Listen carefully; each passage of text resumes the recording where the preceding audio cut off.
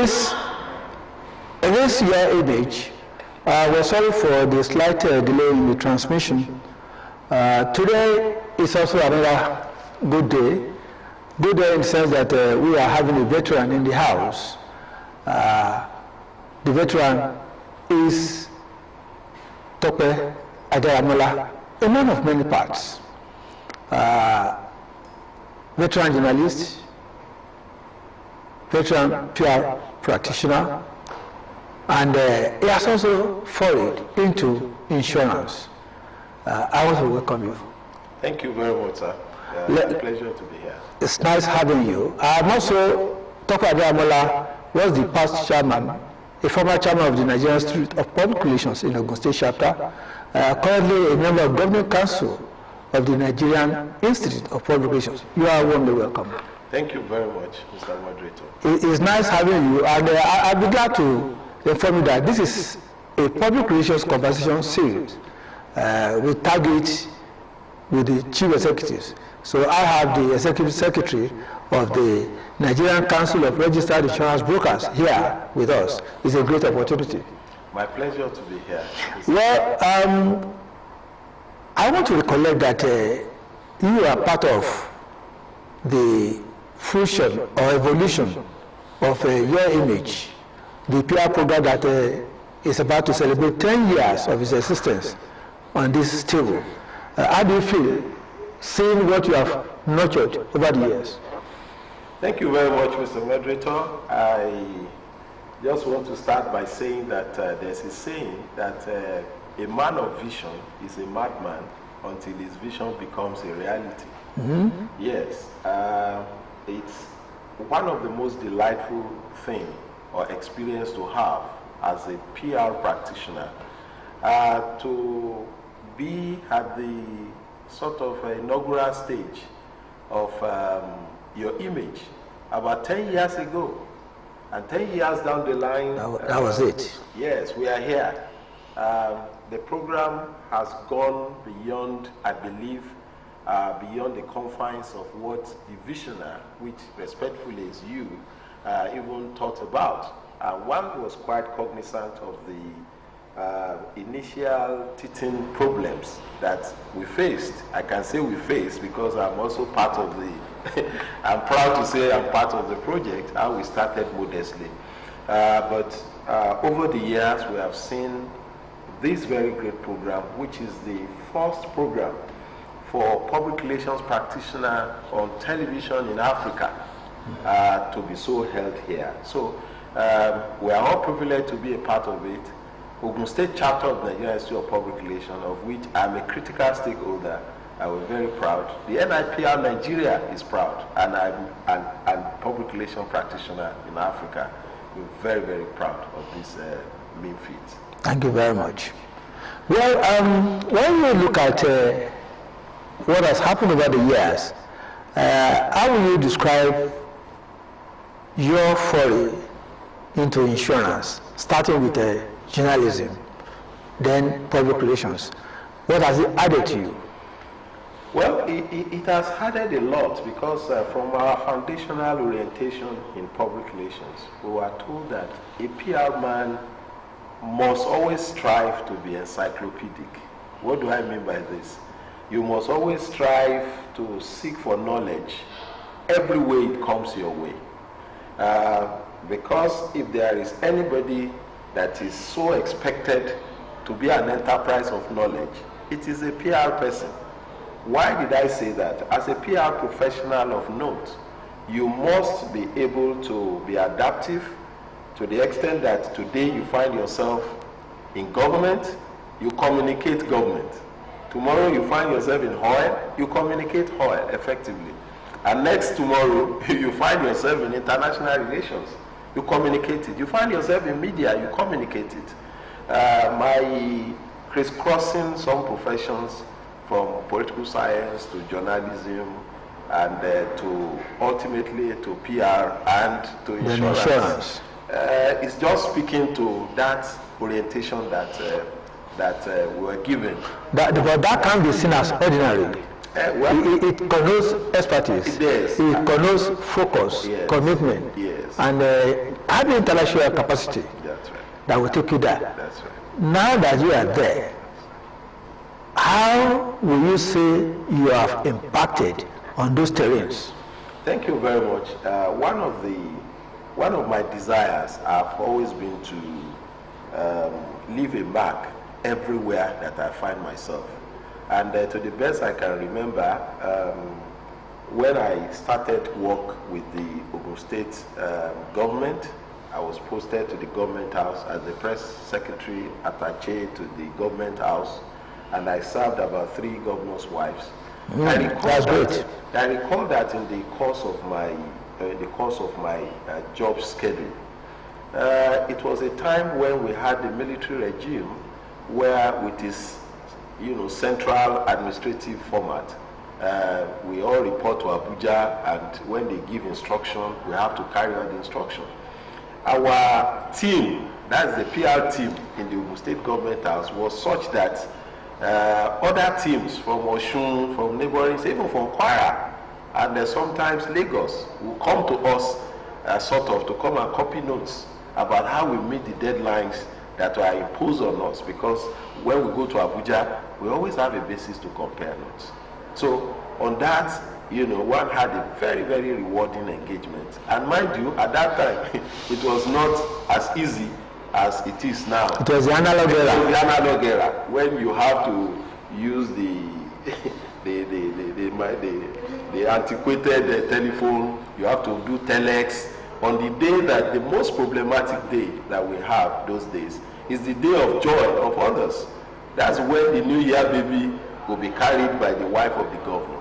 And that comes up in the midnight. But the news must not be laid to rest. So the burden is, I have to shuttle from here with my team to Ibadan, from Ibadan to Lagos, from Lagos to wherever, the news will be distributed, so that in the morning, it will not miss the production time. It was quite laborious, but to God be the glory. If you could cope as at that time, yes, sir, why will you not be able to cope at this ICT inclined environment? Exactly. Probably that is a plus. It's a big plus. I was privileged, Mr. Moderator, to be talking to some group of public relations people before I came in here today. And I told them, I wonder the magic wand that we were deploying at that time. If we could practice as PR people that had to navigate and in a difficult terrain. Such a difficult terrain. And now compared to now, when everything seems to be on autopilot. With your phone, you do a lot of things. You go to social media. Everybody practically is a journalist now. Everybody practically is striving to be a PR professional. How will you describe the difference? Because when you are analog, you are able to apply creativity, intellect, smartness, and all that. Compared with when you just press a button now, don't you think something is missing?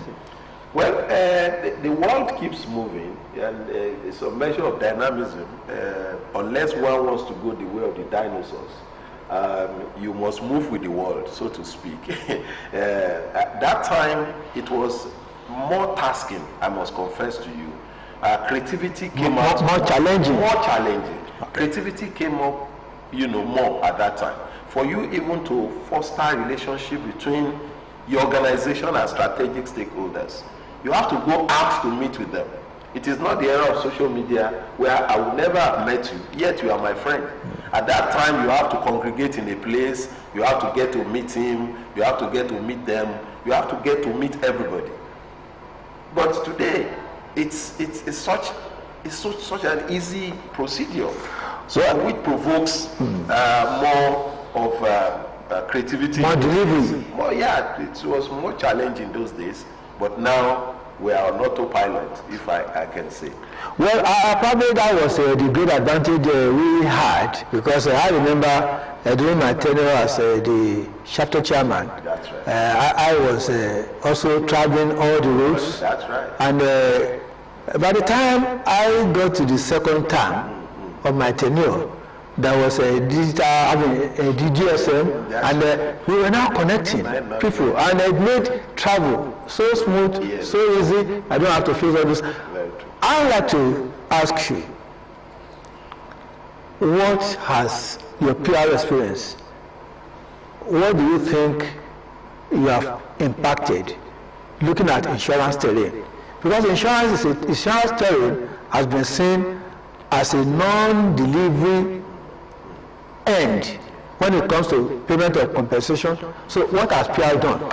Well, I can say that the largest room in life is the room for improvement.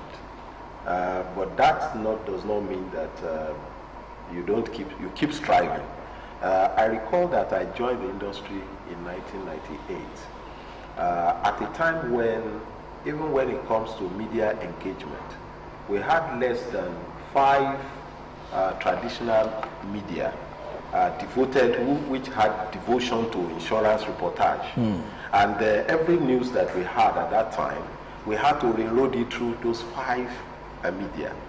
But today, when you look at that, almost every traditional media, and even online, we are numberless plethora of them that we have now.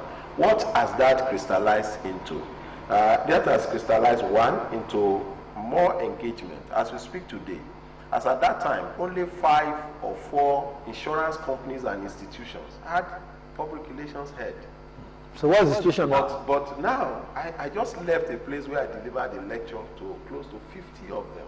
So almost every network or renowned insurance company or institution now has a full-fledged PR department. Oh, that's great. And here was high in 1998. We were just like 3 or 4 that started. That doesn't now translate to public acceptance. I can tell you that though we are not there yet, because insurance is sold and not bought in this part of the world because of several reasons. Some have had very hoary experiences in the past, and that's why they don't want to do insurance. But now too, we can see that some people are yielding to our campaigns. There are some campaigns that you trump up, on the social media, and you have a lot of responses. The algorithm is reading that the barriers of ignorance, they are being broken down. It's changing. The narrative is changing. People are asking questions. People are saying, if I insure my car, what do I get out of it? A lot of people don't even know that I'm also a chartered insurer. They just ask me from PR perspective, you are the one talking about this industry. I've just insured my car, I've just insured my house, how do I go about it? We never used to have this kind of conversation in the past. And the fact that somebody like you, a renowned PR practitioner, is asking me about insurance today shows that we are making some. Oh, definitely. What I want to ask you, there's always this assumption that PR is not contributing to the financial strength of the organization. What's your opinion now? That is completely erroneous, because what PR does that people don't understand is that we trade in sentiments. We convert sentiments. And in the elementary PR books that we read in those days, there's something, Frank Jeffkins talking about conversion process. For you to be able to evaluate PR, from apathy to action, from hatred to likeness, and so on and so forth. And from rejection to acceptance. And you also will know that in contemporary times, even in terms of financial statements of companies, they are beginning to put equity, social equity there, reputational equity. What do you mean by that? No, in financial statements of companies before, you don't have anything like image there. Okay. But now they know that you may not regularly be able to monetize it, but it is there. You can quantify it. You must factor it into the equity of the company. The reputational, okay, so if you are talking about what the company has made in Naira and Kobo, then you must also put in the image value, because money goes after image. If your reputation is not good, people will not invest in your organization. They will not patronize you. They will not use good eyes even to look at you. We may not have more time on this segment, but your last bite. Well, my last bite is to congratulate your image and to say that this is one program, and with every due respect, I also congratulate you as the navigator and the initiator of that very good. Thank you very much. The fact that the image has existed for 10 years speaks to your tenacity of purpose. Thank you. It speaks to your diligence. It speaks to your willingness to move, even irrespective of the tentacles of challenges that may surround you. And I've learned a lot from your life of value.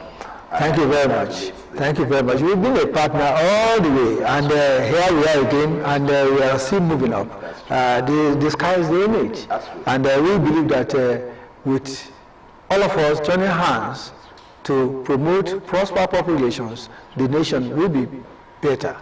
It is on that note that for now, this is how far we can go. That is, Dr. Abeokuta is the Executive Secretary of the Nigerian Council of Registered Insurance Brokers, a public relations veteran journalist, and now an insurance expert. Also, member of the Government Council of the NIPR. We will come up next segment, next week, where we are going to continue this discussion. Dr. Abeokuta, it's a great pleasure having you here. Thank you very much, Mr. Moderator. Permit me to say, this is one of the public relations conversation series with the CEO. And I have Dr. Ademola. Thank you for coming. Thank you, sir. My pleasure. It's a pleasure. Until next week, we want to say thank you for being there for us. We always be there to give you what you need in changing the society. Bye.